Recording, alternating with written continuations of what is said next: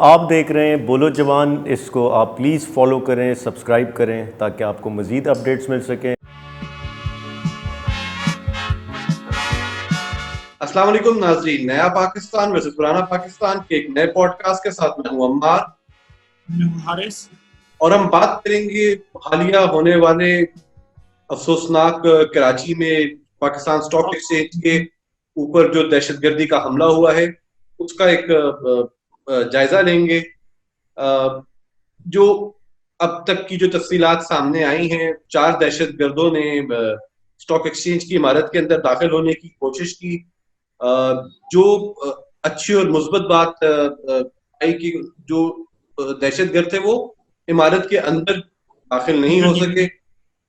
2 दहशतगर्दों को तो बिल्कुल एंट्री पे ही इंटरसेप्ट कर लिया गया और बाकी 2 बिल्डिंग के मतलब वो सिक्योरिटी बैरिकेड के अंदर से पेनिट्रेट कर गए थे, मगर इमारत के अंदर वो भी दाखिल नहीं हो सके। मियां साहब, इसकी सबसे पहले तो जो हमारी सिक्योरिटी फोर्सेस हैं उनको खिराज तहसीन देना पड़ेगा, चाहे वो सिक्योरिटी गार्ड्स थे उस बिल्डिंग के या जो हमारे बाद में जो आए हैं क्विक रिस्पांस फोर्स वाले पहुंचे हैं, क्योंकि 8 मिनट के अंदर उन्होंने इस ऑपरेशन को खत्म किया है। और सबसे पहले सबसे बड़ी बात, जो आपके सिक्योरिटी गार्ड्स थे उन्होंने उनको वहां रोके रखा है और एंटर नहीं होने दिया, क्योंकि अगर वो खुदा ना खास्ता एंटर हो जाते तो बात ज्यादा बढ़ जाती और फिर कैजुअलिटीज बढ़ सकती थी हमारी जो थी सिविलियंस की।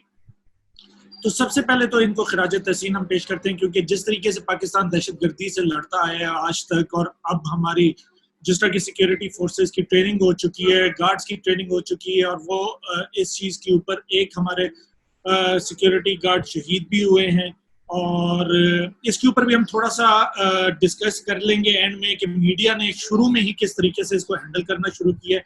एक तो वो सरेआम आपको दिखा रहे हैं विदाउट एनी ब्लर किए कि किस तरह गोलियां चल रही हैं, क्योंकि पूरी दुनिया का मीडिया उठा लें, जब भी इस तरह का कोई वायलेंस शो हो रहा होता है तो उसको वो थोड़ा सा मीडिया एथिक्स के अंदर लेकर जाते हैं। दूसरा, अभी वो जिनका वो जो सिक्योरिटी गार्ड शहीद हुए उनके बेटे को साथ ही, अभी उनकी तदफीन भी नहीं हुई, उनके बेटे को साथ ही वो टीवी वाले इंटरव्यू पे लेकर आ गए कि जी आपको कैसा लग रहा है। तो ये जरा हमारे मीडिया को इसके ऊपर बहुत, और पैमरा का इसमें बहुत ज्यादा रोल आता है कि वो किस तरीके से इसको मैनेज करता है, क्योंकि ये चीज हम हर दफा यही बात करते हैं कि जब कोई इस तरह की कैजुअलिटी, आपने पीआईए का भी पिछला सान्या जो हुआ था उसमें भी देखा, अभी भी देखें। अच्छा मियां साहब, मीडिया का किरदार अपनी तरफ, जैसे कि आपने बात की, जैसे जो अभी तक की जो रिपोर्ट्स आ रही हैं, इस हमले की जिम्मेदारी जो बीबीसी और अल जजीरा और हमारे भी जो न्यूज एजेंसीज हैं उसके मुताबिक पीएलए ने कबूल किया। उन्होंने स्टेटमेंट और उनकी जो 4 अटैकर्स थे उनकी एक तस्वीर भी शेयर की है। ये बीएलए की तरफ से जो जो जिस तरह हमले हैं उनमें हम देख रहे हैं कि ग्रेजुअली इजाफा हो रहा है। कुछ अर्सा साल 1.5 साल कबल इन्होंने चाइनीज कॉन्सुलेट के ऊपर भी कराची में हमला किया था। फिर गवादर के अंदर जो पीसी होटल है उसके ऊपर भी इस तरह का एक हमला हुआ था। तो जो दहशतगर्दी के अंदर तालिबान के बाद जो पीएलए का एक किरदार बढ़ता हुआ है, और काफी लोग जो पाकिस्तान में जो तज्जियाकार है वो उसके पीछे कह रहे हैं कि पीएलए तो सिर्फ एक नाम है, असल में तो ये सारी कार्रवाई इंडिया की है। तो कैसे देखते हैं आप इस तज्जिए को? बिल्कुल, देखिए अब बीएलए का रोल तो हमें बहुत सालों से पता है कि जो बलूचिस्तान में जिस तरीके से ये ऑपरेट कर रहे थे, और रॉ फंडिंग है, एज सिंपल एज दैट। ये तो ऑलरेडी आज भी अगर आपने देखा हो, जो डीजी रेंजर्स है, जो उनकी प्रेस कॉन्फ्रेंस थी, उन्होंने बड़ा ओपनली कहा कि जी ये रॉ बैक्ड अप टारगेट था। और बीएलए देख लिया आप, जिस तरह पिछले भी आपने बताया कि अटैक किया था इन्होंने कुछ अर्सा पहले, और इसी तरीके से अब क्योंकि तालिबान को तो एक तरह से कंट्रोल आपने कर लिया, वो टीटीपी जो था वो तो एक तरह से, क्योंकि जब से आपने ये सवात ऑपरेशन और आगे आपने सारा ये जो फाटा एरिया तब था, उसके अंदर जब आपने ऑपरेशन आर्मी ने किया था तो उनको तो धकेल के आपने या तो मार दिया था या वो निकल गए थे अफगानिस्तान की तरफ। अब बीएलए जो कि बलूचिस्तान की साइड पे जिनका थ्रू आउट रहा है, ज्यादा इम्पैक्ट रहा है, और जो उन्होंने ज्यादा दहशतगर्दी जैसे गवादर में किया था पीसी होटल में, और भी बहुत सारे, जब भी कोई ये बलूचिस्तान में हुआ था तो पीछे बीएलए का ही नाम आ रहा था। तो उसके अंदर उन्होंने ये तो बड़ा क्लियर हो चुका हुआ है कि जी किसका ये बैक्ड अप है। और अब आप देखिए वो बनता क्यों है। अभी आप रिसेंटली इंडिया के हालात देख लें, इंडिया के अंदर कश्मीर का इशू जब से उठा उसके बाद से ये आर्टिकल 370 वाला जब केस उठा मोदी की गवर्नमेंट के अंदर ही, मैं ये आपको बता रहा हूँ, बड़े बड़े जो सानिया हुए। फिर ये जो था पुलवामा वाला केस हो गया, उसके बाद ये बालाकोट वाला केस हो गया, उसके बाद अब आप देखें ये लद्दाख का जो हो रहा है, उनसे वो हैंडल नहीं हो रहा, तो अब उनका भी इंटरनल जो है, जो लोग हैं वो सवालात पूछने शुरू हो गए। तो जब आपने देखा होगा कि जी इंडिया के ऊपर, मोदी सरकार के ऊपर जब भी इस तरह के सवालात उठते हैं कुछ ना कुछ, और ये ऑलरेडी इमरान खान ने भी कह दिया था कि इंडिया इज प्लानिंग समथिंग, ये तो हमारी सिक्योरिटी एजेंसीज ने ऑलरेडी इंटीमेट कर दिया हुआ था कि जी कुछ ना कुछ ये करने की कोशिश करेंगे। और आप देख लें जिस तरह से कड़ियां मिलती आ रही हैं, ये भी उसी का एक छोटा सा पार्ट था। ये तो बहुत अच्छी बात है कि हमारी सिक्योरिटी एजेंसीज तैयार थी इस चीज के लिए, अगर खुदा ना खास्ता वो पेनिट्रेट कर जाते तो ज्यादा इशू हो जाना था। आप कैसे देख रहे हैं बीएलए फंडिंग? इसको मिसिंग पर्संस के साथ भी डाल दिया जाता है, ये हामिद मीर वगैरह के साथ, ये जो देखिए यहाँ पे मेरे ख्याल से हम जो हाइपर नेशनलिज्म का एक रूप जो आता है, वो मेरे ख्याल से काबिल फिक्र एक चीज है। इसमें कोई दो राय नहीं है कि सिक्योरिटी फोर्सेस ने बहुत जवामर्दी से इनका मुकाबला किया। जो सिंध पुलिस के कांस्टेबल खलील है, वो उनके बारे में बहुत तारीफें की गई, किस तरह से उन्होंने एक दहशतगर्द को टाइमली एलिमिनेट किया, एक को जख्मी किया। मतलब हाफ ऑफ द अटैक तो एक कांस्टेबल ने ही आपके वो कर दिया, और ये ऐसी फोर्स है जो उस तरह से वेल इक्विप्ड भी नहीं है या वेल ट्रेन्ड भी नहीं है। तो वहां तक तो हमारा क्रेडिट बिल्कुल जो है। जहां पे अब जो एक नैरेटिव जो ये बनाया जा रहा है कि जो ये मिसिंग जितने भी आ रहे हैं, ये मिसिंग पर्सन ही हैं, जो जो आपके एक्टिविस्ट और जो बलूचिस्तान में जो ह्यूमन राइट्स एक्टिविस्ट जो बात करते हैं कि हमारे इतने लोग मिसिंग हैं, तो वो ये कह रहे हैं कि ये जो मिसिंग है ये वही लोग हैं जो इस दहशतगर्दी की कार्रवाई में मुलविस थे। क्योंकि हामिद मीर साहब ने काफी अरसे से इस कॉज को उठाया हुआ है। मेरे ख्याल से देखिए, जहां तक बात बीएलए की है, जो भी रियासत के खिलाफ हथियार उठाएगा उसके साथ तो आप कोई रियायत नहीं बरत सकते। मगर बलूचिस्तान का एक मसला आपका सियासी भी है, इस चीज को भी आप डिनाई नहीं कर सकते। आप ये भी हम डिनाई नहीं कर सकते कि बलूचिस्तान को जो उसके जायज हकूक थे वो रियासत ने दिए नहीं, बहुत ओवरलुक किया गया। आप भी कहते हैं, हम भी मानते हैं, हर साल के डेवलपमेंट में उस तरह से नहीं दिया गया। अब पिछले कुछ 10-15 सालों से कोशिश भी की गई कि एनएफसी अवार्ड्स के अंदर बलूचिस्तान का शेयर बढ़ाया जाए, इसी तरह से जो फाटा है वहां पे भी उनको ज्यादा वो किया जाए। तो जो इसका सियासी वो है मसला, उसको तो एक्नॉलेज करना पड़ेगा। और हमने जहां हम बात कर रहे हैं बीएलए के ऊपर, आप ये भी देखिए कि अभी एक और कुछ ही अरसे पहले हमले में कायद-ए-आज़म यूनिवर्सिटीज के 2 नौजवान जो थे वो उसमें मुलविस पाए गए।